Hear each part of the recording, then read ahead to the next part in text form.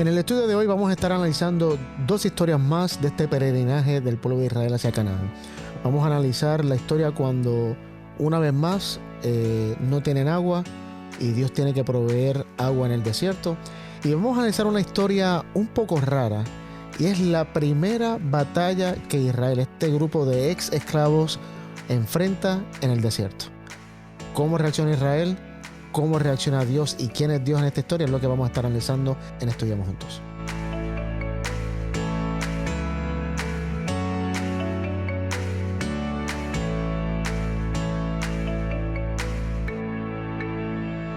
Bienvenidos a esta edición de Estudiamos Juntos, parte 2 del pan y el agua de vida. Contentos de que estén una vez más con nosotros en esta mesa para estudiar el peregrinaje de Israel hacia la tierra prometida. Estamos hoy con Daniel y con Joel y vamos a rápidamente comenzar con una oración y hoy voy a pedirle a Joel que comience orando.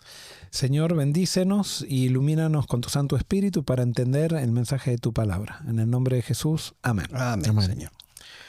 Muy bien, continuando hoy con la lección número 7, el pan y el agua de vida, nos quedamos en Éxodo 17 y vamos al libro de Éxodo 17 y vamos a leer la próxima historia, el próximo reto que enfrenta el pueblo de Israel y vamos a leer los versículos 1 al 7. Éxodo 17, 1 al 7. Toda la congregación de los hijos de Israel partió del desierto de Sin avanzando por jornadas, conforme al mandamiento de Jehová, y acamparon en Refidim, donde no había agua para que el pueblo bebiera. Y disputó el pueblo con Moisés diciéndole: Danos agua para que bebamos. ¿Por qué disputáis conmigo? ¿Por qué tentáis a Jehová?, le responde Moisés. Así que el pueblo tuvo allí sed y murmuró contra Moisés: ¿Por qué nos hiciste subir de Egipto para matarnos de sed a nosotros, a nuestros hijos y a nuestros ganados? Entonces clamó Moisés a Jehová y dijo: ¿Qué haré con este pueblo? Poco falta para que me apedreen. Jehová respondió a Moisés: Pasa delante del pueblo y toma contigo algunos ancianos de Israel. Toma también en tu mano la vara con que golpeaste el río y ve. Allí yo estaré ante ti sobre la peña, en Horeb. Golpearás la peña y saldrán de ella aguas para que beba el pueblo. Moisés lo hizo así en presencia de los ancianos de Israel. Y dio a aquel lugar el nombre de Masa y Meriba, por la rencilla de los hijos de Israel y porque tentaron a Jehová al decir: ¿Está pues Jehová entre nosotros o no?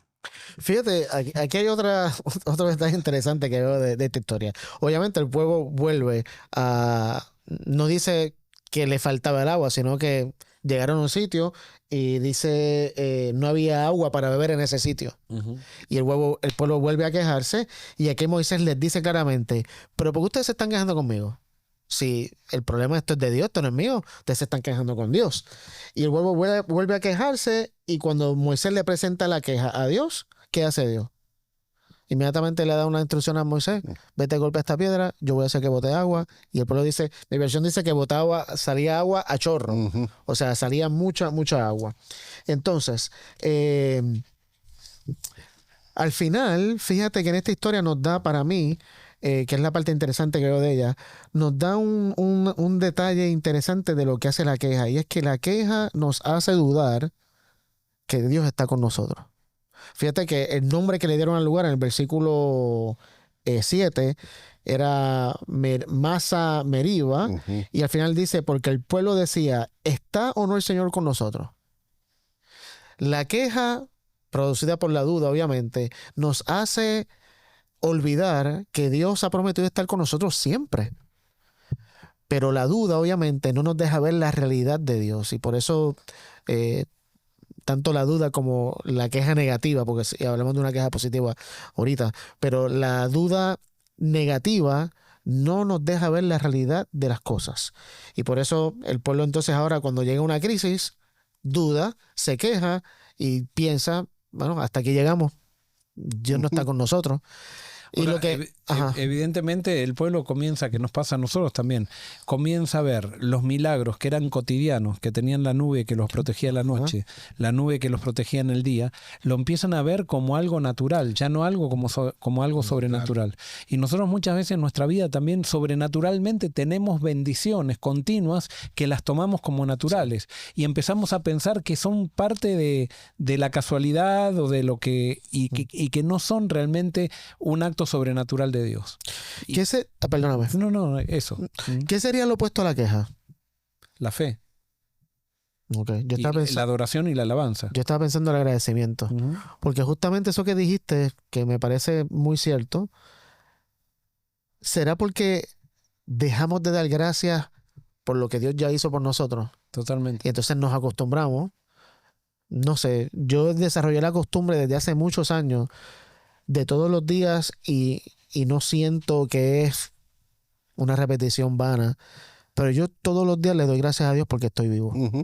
Realmente reconozco que estoy vivo hoy por Dios. Claro. Y lo repito siempre y lo digo siempre porque estoy agradecido de que estoy vivo. O sea, porque me han pasado cosas que pudiera estar muerto ahora mismo y sé que es Dios. Y esa desarrollar una costumbre de agradecimiento, yo creo que ayuda mucho. O sea, para mí es el antídoto para la queja y la duda. Bueno, yo vuelvo a repetir algo que dije en la ocasión pasada. Tiene que ver, el agradecimiento nos ayuda a enfocarnos en Dios. Sí, totalmente. Y la queja nos saca la vista de Dios. Nos enfocamos, la queja a veces nos enfoca en nosotros mismos. Nosotros, en nuestras necesidades. Entonces, es egoísta la queja. El agradecimiento es solidario, me hace ver realmente la bondad de Dios y me hace poner la vista en el lugar que tiene que estar. Sí. En este caso, por lo que leímos, la gente sí tiene sed. Dice allí que la gente tiene sed. O sea, estamos hablando de una cuestión visceral. Dice claramente, así que Jehová, el pueblo tuvo allí sed, dice, y murmuró. O sea, estamos hablando de una cuestión visceral, estamos hablando de una cuestión de que el agua o se terminó o se está terminando y llegan a un lugar donde Dios pudo haberles provisto el agua sin necesidad. Antes de que se quejaran. Claro. Antes que te quejara, tú pudiste haber provisto, haber visto esto.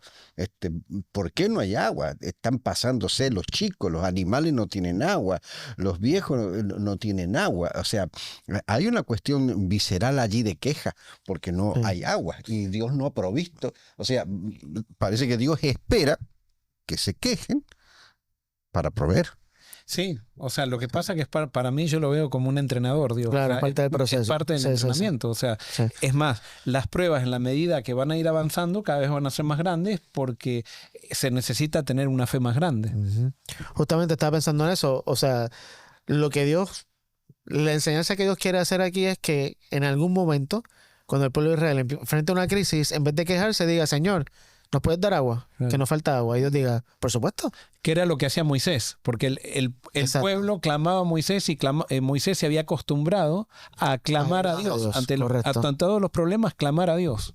Exactamente. Y yo creo que eso era lo que Dios quería que el pueblo aprendiera, ¿no? Que llegara, y Dios es tan paciente, y por eso lo que vemos, lo que yo puedo sacar de Dios, extraer de Dios aquí, es justamente lo que Jesús enseñó de Dios, que Dios es un Dios paciente.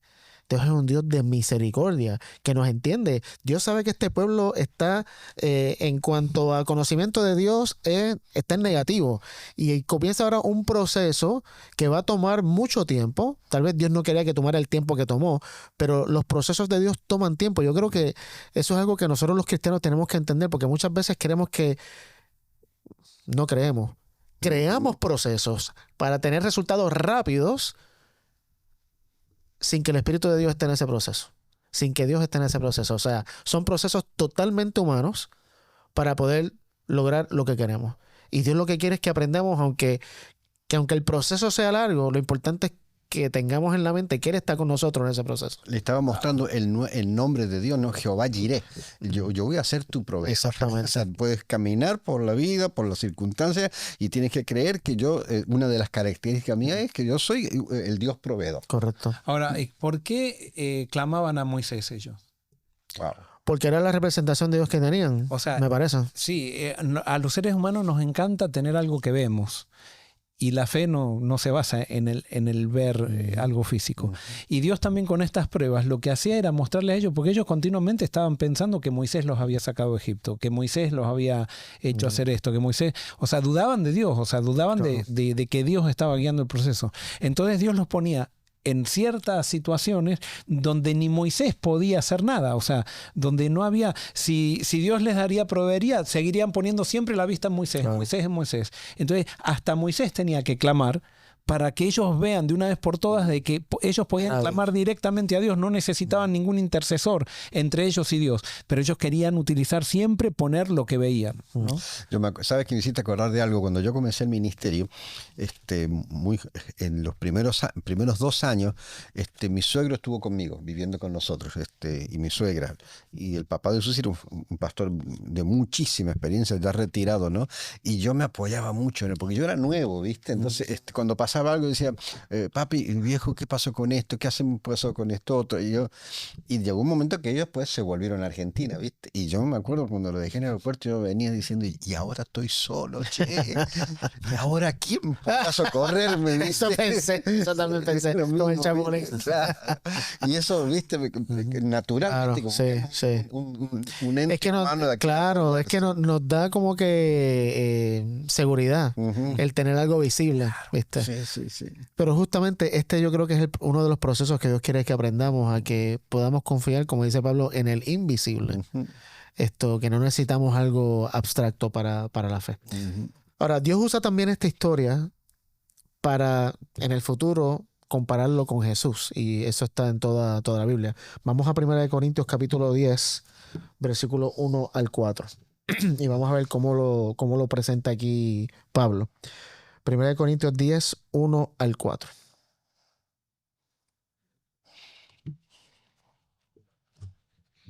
Primero Corintios 10, 1 al 4. ¿Quién lee? Tú. Que lo encontraste más rápido. No quiero, hermanos, que ignoréis que nuestros padres estuvieron todos bajo la nube y todos pasaron el mar, que todos, en unión con Moisés, fueron bautizados en la nube y en el mar. Todos comieron el mismo alimento espiritual y todos bebieron la misma bebida espiritual, porque bebían de la roca espiritual que los seguía. Esa roca era Cristo. Ujú. Pero de la mayoría de ellos no se agradó Dios, por lo cual quedaron tendidos en el desierto. Eso es un tema que tal vez sería bueno para analizarlo en otro momento. Tremendo, ¿no? Pablo dice, todos vieron la nube, el fuego, comieron, bebieron, pero no todos entraron. Entonces, no necesariamente porque participamos de actividades, no necesariamente porque participamos de milagros, significa que nuestro corazón está receptivo a. Y vuelvo al ejemplo ahorita que dimos de Zacarías y María, ¿viste? Más o prácticamente el mismo milagro, algo sobrenatural, pero tuvo reacciones diferentes. Una al principio quedó confundida, pero aceptó, y el otro negó.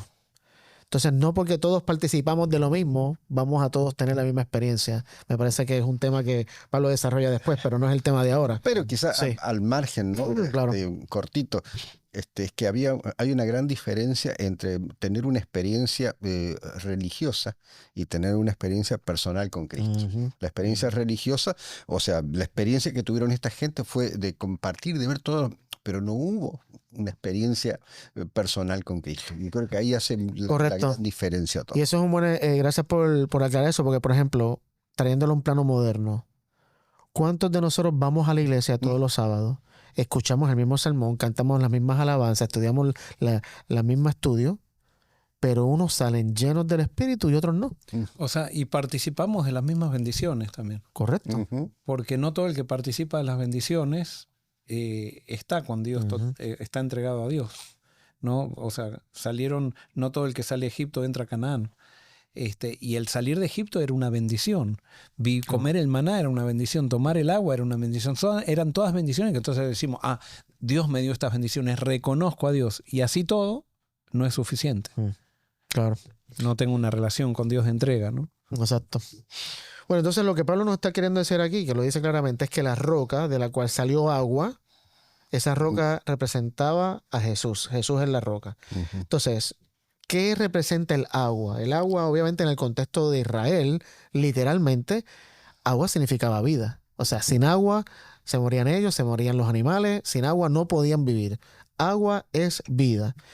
Y encontré algo muy interesante sobre agua y vida, que nunca lo había visto, pero o sea, viste que hemos hablado muchas veces que La creación, pecado y recreación. O sea, lo que hubo en la creación se perdió por el pecado, pero Dios va a recrear, o sea, va a hacerlo todo como cuando estaba al principio. Vamos a Génesis capítulo 2 Ujú. y vamos a leer los versículos 8 al 10. Ujú. Daniel, búscate Génesis Ok. 2, 8 al 10 y Joel, Apocalipsis 22, 1 al 2. Ujú. Ok, Génesis 2. Ujú. 8 al 10. Ujú. Y dice la palabra allí lo siguiente. Y Jehová Dios plantó un huerto en Edén, al oriente, y puso allí al hombre que había formado, y Jehová Dios hizo nacer de la tierra, todo árbol delicioso a la vista y bueno para comer, también el árbol de vida en medio del huerto, y el árbol de la ciencia del bien y del mal. Y salía de Edén un río para regar el huerto, y de allí se repartía en 4 brazos. Ok, so está el jardín del Edén. En el jardín del Edén está el árbol de la vida y está el árbol del conocimiento del bien y del mal. Pero hay 4 ríos que ¿cómo se dice? Que alimentan el huerto de Edén. Y menciono los 4. Pero hay un río que da vida a lo que está en el jardín del Edén. Ahora mira cómo Dios lo hace en Apocalipsis capítulo 22, versículos que te dije, Joel. Uno en adelante. 1 y 2. Apocalipsis 22, 1 y 2. Después me mostró un río limpio de agua de vida, resplandeciente como cristal, que fluía del trono de Dios y del Cordero. En medio de la calle de la ciudad, y a uno y otro lado del río, estaba el árbol de la vida, que produce 12 frutos, dando cada mes su fruto, y las hojas del árbol eran para la sanidad de las naciones. Esto para mí es muy fascinante porque nunca, y había leído Apocalipsis 1000 veces, pero nunca había caído en cuenta que el río da agua de vida. Dice aquí claramente, el río da agua de vida, Ujú. y ahí es donde está el árbol de la vida, al igual que estaba en Génesis. Ujú. Y otro detalle que me llama la atención aquí es que de Dios, porque dice que el río, que era transparente, el agua de vida, que era transparente como cristal, fluía ¿de dónde? Del trono de Dios. O sea, Dios solo puede dar vida. Para mí es un concepto que mientras más leo la Biblia, más llego a esa conclusión. Dios no puede dar otra cosa que no sea vida. De Él solo fluye vida. Y está aquí claramente establecido. Así que en el Génesis había agua de vida. Aquí después de toda la recreación va a haber agua de vida. ¿Qué más hace el agua? O sea, no solo da vida, pero Ezequiel 36, 25 al 27 dice que el agua hace otra cosa. Ezequiel 36, 25 al 27. Ezequiel 36. Ujú. Esparciré sobre vosotros agua limpia y seréis purificados de todas vuestras impurezas y de todos vuestros ídolos os limpiaré. Muy bien. Os daré Perdóname. un corazón nuevo y pondré un espíritu nuevo dentro de vosotros. Quitaré de vosotros el corazón de piedra y os daré un corazón de carne. Ujú. Así que aquí Ezequiel está diciendo que el agua que hace, purifica. Y si todo esto, el agua da vida, el agua purifica, el agua también renueva, si todo esto es una indicación, o sea, todo está apuntando a Jesús, como dice Pablo, entonces significa que Jesús da vida, Jesús purifica y Jesús renueva. Y eso tal vez por tiempo no vamos a leerlo, pero Juan 1:4 habla de que en Jesús estaba la vida, o sea, Jesús es vida. Y en Efesios 5:26 dice que Jesús a través de su sangre nos purifica y nos limpia.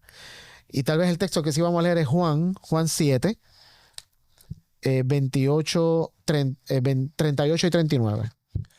Juan 7, Juan 7, 38 y 39. y dice, Las palabras de Jesús. dice de esta manera, Si quieres leer desde el 37. desde el 37. En el último y gran día de la fiesta, Jesús se puso de pie y alzó la voz diciendo, si alguno tiene sed, venga a mí y beba. Y el que cree en mí, como dice la Escritura, de su interior correrán ríos de agua viva. Ok, muy bien. Entonces, aquí Jesús está diciendo, el que tenga sed, venga a mí. Yo tengo agua de vida. O sea, yo tengo agua que te va a dar lo que ninguna otra fuente de agua te puede dar. Y no vamos a entrar en el tema de la mujer samaritana, que Jesús también claramente le dice, el que beba de esta agua va a tener sed, pero el que beba del agua que yo ofrezco gratuitamente nunca va a tener sed.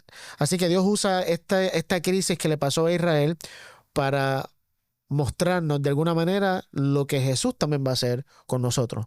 Nosotros estamos sedientos, no tenemos agua, pero Jesús llega para saciar nuestra sed. Bueno, entonces vamos rapidito, los 9 minutos que nos quedan, a la última historia, que es la que me dejó de día, que es Éxodo capítulo 17. Es una historia media. La primera batalla. Sí, la primera batalla que Israel tiene. Y vamos a leer el 17, 8 al 16. 17. Dice, entonces vino Amalec y peleó contra Israel en Refidim. Y dijo Moisés a Josué, escógenos varones y sal a pelear contra Amalec. Mañana yo estaré sobre la cumbre del collado y la vara de Dios en mi mano. Hizo Josué como le dijo Moisés, peleando contra Amalec, y Moisés, Aarón y Hur subieron a la cumbre del collado. Y sucedía que cuando alzaba Moisés su mano, Israel prevalecía, mas cuando él bajaba su mano, prevalecía Amalec. Y las manos de Moisés se cansaban, por lo que tomaron una piedra, la pusieron debajo de él y se sentó sobre ella. Y Aarón y Hur sostenían sus manos, el uno de un lado y el otro del otro. Así hubo en sus manos firmeza hasta que se puso el sol. Y Josué deshizo a Amalec y a su pueblo a filo de espada. Ok. Sigo Hasta el 16. No lo completo. Dice, y Jehová dijo a Moisés, escribe esto para memoria en un libro. Y di a Josué que raeré de todo la memoria de Amalec de debajo del cielo. Y Moisés edificó un altar y llamó su nombre Jehová Nisi, y dijo, por cuanto la mano de Amalec se levantó contra el trono de Jehová, y Jehová tendrá guerra con Amalec de generación en generación. Muy bien, ¿quién era Amalec? Amalec era un nieto de Esaú, eso lo dice Génesis 36:12. Y Amalec es una de las primeras naciones más poderosas que existen en la tierra. En Números 24:20 lo dice Balaam. En una de las profecías que hace, habla de que Amalek era una nación poderosa. Y el hecho de que cuando Moisés bajaba los brazos, los amalecitas vencían, y cuando levantaba los brazos, Israel vencía, habla de que sin duda los amalecitas eran unos expertos guerreros. O sea, sabían pelear. La pregunta de esta historia es, ¿por qué cuando Moisés bajaba los brazos el pueblo perdía y cuando Moisés los levantaba el pueblo ganaba? ¿Será que Dios dependía de la fuerza de Moisés para darle victoria al pueblo? Eso es una pregunta. Otra pregunta es, ¿por qué en esta ocasión Dios no le da ninguna instrucción a Moisés? En esta historia aparece un problema y Moisés dice, ok, esto es lo que vamos a hacer. Vamos a ir al monte, yo me voy a llevar la vara, yo la voy a levantar y vamos a ganar.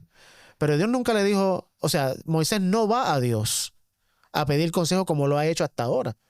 Eso me llamó mucho la atención. Así que tiro esas dos preguntas al medio. ¿Por qué en esta ocasión Moisés no va donde Dios a pedir consejo, Señor, ¿qué hacemos? ¿Y será que Dios depende de nuestra fuerza? O sea, si Moisés levantaba, Dios decía, bueno, Moisés tiene los brazos arriba, le voy a dar la victoria. Moisés bajo los brazos, le voy a dar la derrota. ¿Cómo explican eso? Yo la primera que veo es que no, el hecho de que no esté registrado en la escritura no quiere decir que Moisés no haya hablado con Dios. Muy bien, buen punto. Sí, está bien. Bueno, yo lo veo de la siguiente manera. Yo creo que hasta este momento Moisés se había encontrado con situaciones que no eran familiares para él. Y esta es la primera situación que para él sabe cómo resolverla. Para eso había sido preparado en Egipto, para eso había... y entonces él ya... No, esto déjemelo a mí. O sea, si yo... Escúchame, al fin voy a poder usar todo lo que... Ahora entiendo por qué Dios me preparó en Egipto, que esto y lo otro. Entonces él no, para mí, no consulta a Dios y va a solucionar... Sí, no siendo rebelde a Dios, porque él mete a Dios en la situación también. Pero Dios, a través de esta situación, le muestra dónde estaba la fuerza. No estaba en lo que él había aprendido en Egipto. Justamente lo que había aprendido en Egipto no era el plan de Dios, pero entonces ahora él lo mete dentro del plan de Dios a lo que él había aprendido en Egipto. Y ahora Dios tiene que empezar a trabajar con Israel y con Moisés con una mezcla que trae confusión a todo el mundo desde ahí en adelante, trae confusión a todo el mundo porque Dios le había dicho, por ejemplo, cuando iban a cruzar el Mar Rojo, le dijo a Moisés, decirle que estén quietos, que nadie va a tener que pelear nada, esta batalla es mía. Y Dios quería que le entreguen todas las batallas. Ahora Moisés se siente que esto es familiar para mí. Déjenme a mí. Dios, yo voy a esto, para esto me preparaste. Para mí, yo lo interpreto así. Claro. ¿No? Y entonces Dios, levantar las manos en esa época era igual que orar. O sea, no, eso era simbolismo. O sea, cuando alguien estaba levantando la mano, decían, esa persona está orando.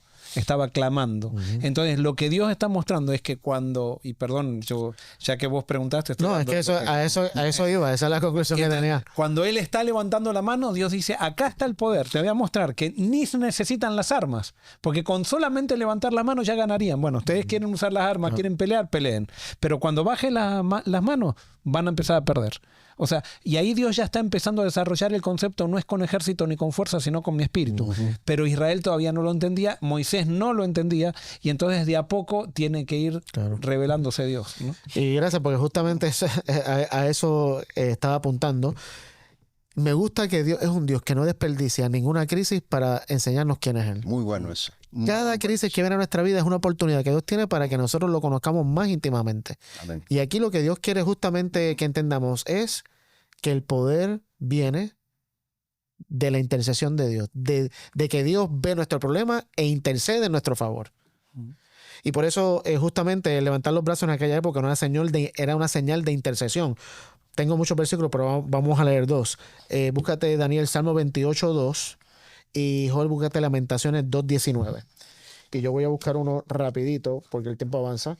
Voy a buscar uno en el Nuevo Testamento, 1 Timoteo. Salmo 28:2, Lamentaciones 2:19 y yo voy a leer 1 Timoteo 2:8. Salmo 28:2. Oye la voz de mis ruegos cuando clamo a ti, cuando alzo mis manos hacia tu santo templo. Muy bien, alzar las manos era una señal de adoración y de oración. Estoy orándole al Señor. ¿Por qué en la iglesia no nos dejan alzar las manos? Eso es una muy buena pregunta. Para ser diferentes a otras personas. Hemos perdido el concepto bíblico de lo que es levantar los ¿Te brazos. acuerdas que hacían esas cuando levanto mis manos? A mí no me la dejaban poner en la radio porque dice que le estábamos enseñando a la gente a hacer lo que Moisés hacía. Muy bien, ¿qué dice Lamentaciones 2:19? No, tranquilo. El corazón de ellos clamaba al Señor. Levántate, da voces en la noche al comenzar las vigilias. Derrama como agua tu corazón ante la presencia del Señor. Alza a Él tus manos implorando la vida de tus niñitos que fallecen de hambre en las entradas de todas las calles. Levantar las manos es una señal de intercesión. Levanta tus manos e intercede por tus hijos. Ajá. Y vos fíjate que lo primero que hace un niño con su padre cuando lo busca es levantar las manos para que te alcen.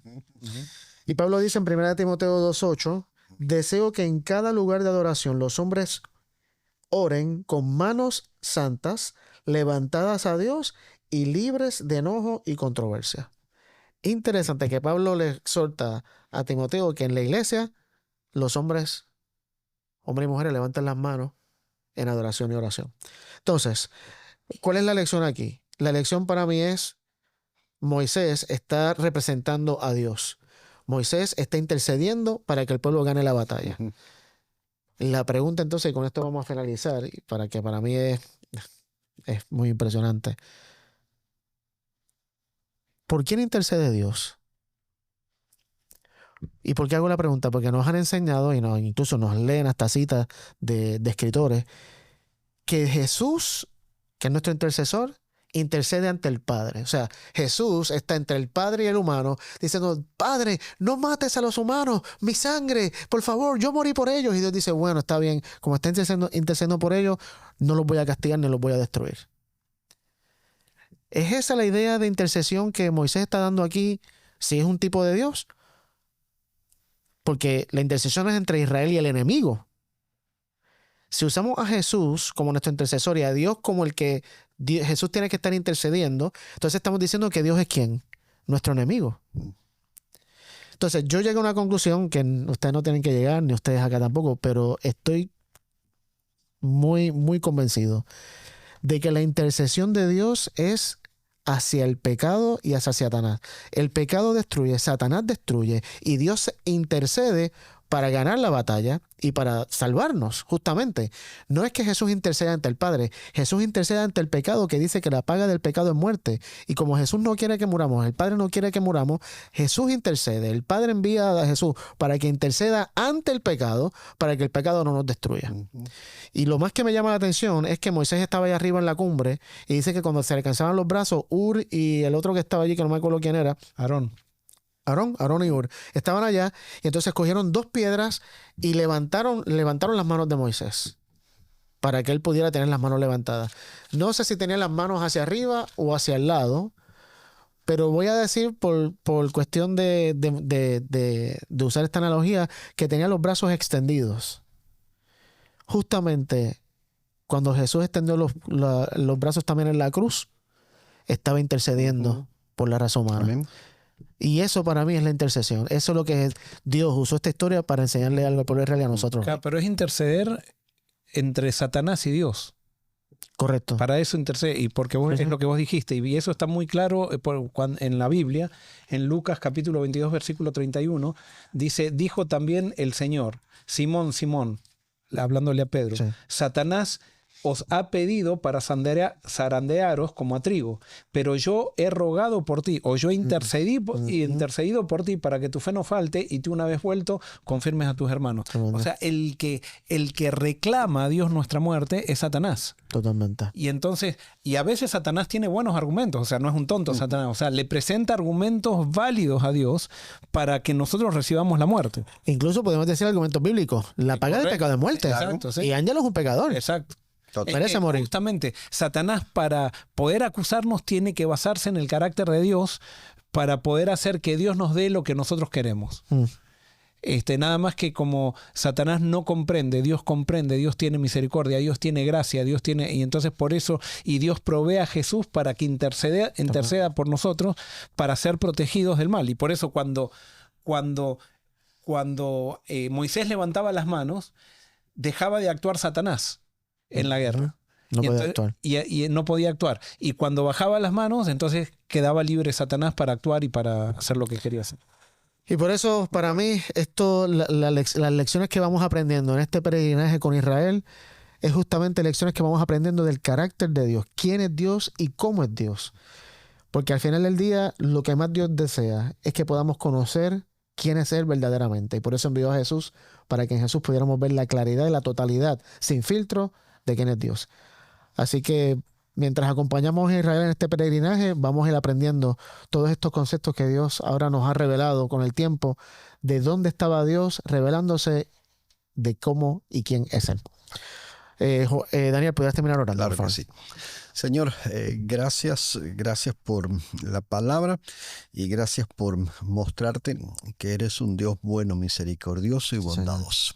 Nos rendimos ante ti, Señor, y rogamos, Padre, que juntos, nuestros oyentes y nosotros, caminemos por la vida agradecidos y no quejándonos. Así sea. Amén. Amén.